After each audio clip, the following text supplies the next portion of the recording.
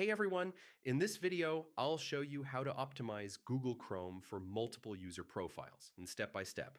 If you share a computer or use different accounts for work, personal browsing, or projects, managing profiles efficiently can save a lot of hassle. First, open Google Chrome and click the profile icon in the top right corner.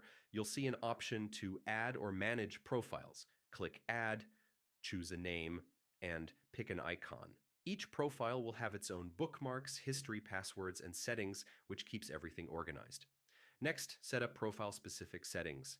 Open settings within the profile and adjust things like default search engine, homepage, and sync options.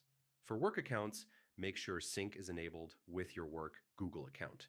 And for personal, enable your personal account. This avoids data mix-ups. Now, manage extensions separately. Each profile can have its own extensions installed. For example, your work profile might have project management tools, while your personal profile has entertainment or shopping extensions. This keeps things clutter-free and fast. Use shortcuts for faster switching.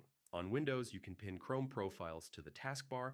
On Mac, open multiple Chrome windows, each signed into a different profile. This way, you can jump between work and personal browsing without logging in and out repeatedly. If you want, you can also set different Chrome themes for each profile. This helps visually distinguish profiles and reduces mistakes when multiple windows are open. Finally, review and clean profiles periodically. Remove unused profiles to reduce memory usage and improve performance. And that's it.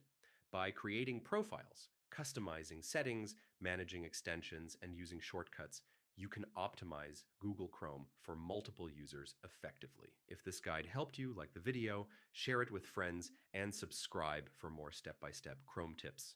Thanks for watching, and I'll see you in the next one.